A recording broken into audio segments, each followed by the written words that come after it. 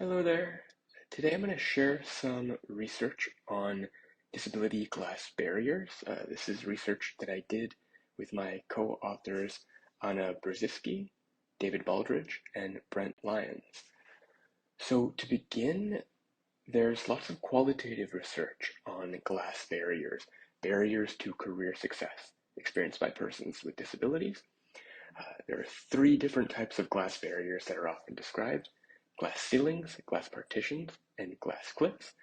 Glass ceilings are these barriers into management roles.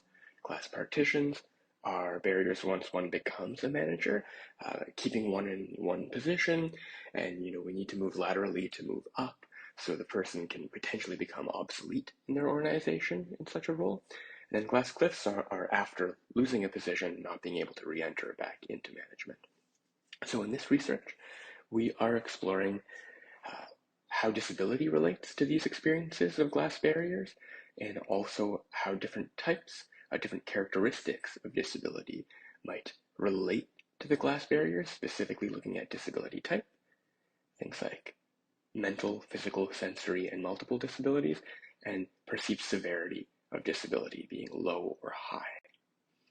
So this research is based on some quantitative data from the Bureau of Labor Statistics in the United States. It's the National Longitudinal Survey of Youth.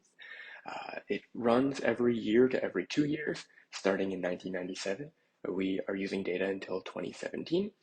So we start here with almost 8,000 respondents, of which 6,820 reported no disability in 1997, and 1,068 reported having a disability in 1997, including a mix of disability experiences.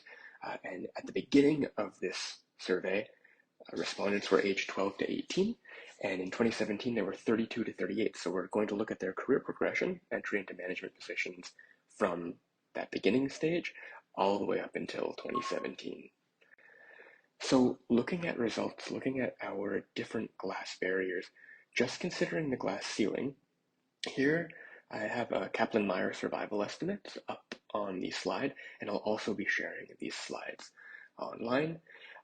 We see that having a disability relates to slower entry into management positions and lower overall entry over time. Now, as we would expect with glass partitions, very meaningfully here, persons with disabilities remain in their first management position longer than persons without disabilities. And this is really important because this is representative of job mobility, whether one moves around through management roles. And then third, looking at glass cliffs and disability status, we see that after having exited a management role, persons with disabilities re-enter management at a lower rate than persons without. So I don't have figures up on this slide, but we also have results and findings on disability type and severity, and this nuances our findings a bit, right? We see that persons with mental disabilities experience all three of these glass barriers to a greater extent than persons with physical and sensory disabilities. And further to that, persons with more severe disabilities experience these barriers to a greater extent than persons with less severe. Now, it's really important that in this research we controlled for the individual's perception that impairment might relate to the ability to work in terms of time and amount of work. So this kind of helps us state that it's not impairment's relationship with work that leads to this kind of lack of entry into management roles, remaining in a role longer than other individuals, and so on, that more likely what we're seeing is stigma causing these effects. So to wrap everything up here, this is a first qualitative study that we know of that's been conducted on the three glass barriers and disability. Everything else so far has been qualitative, and this is really meaningful because we can start to better understand these experiences at a more generalized level. We've got longitudinal data, so we explore this across a long amount of time, and really importantly, because we are looking at disability early on, 12 to 18, we can start to explore how career success really begins before entry into the workforce, right? We know about barriers and stigma during education. We know about those barriers during the school to work transition.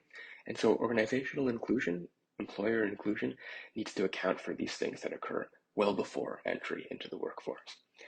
And further to that, right, we don't need to homogenize disability here. Barriers vary by characteristics of disability, right? We saw that disability type and also severity influenced how these glass barriers present. And last, because a lot of research on disability and career advancement focuses on entry into management roles, glass partitions are a really meaningful thing and really meaningful part of this research to see that, we actually see people remaining in their first roles longer when they have a disability, also mental disability and more severe disability.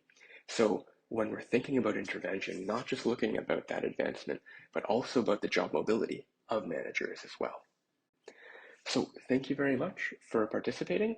If you have any questions, comments, or feedback, please contact me. My email is on this slide. I'll also share these slides. It is dan.samosh@queensu.ca.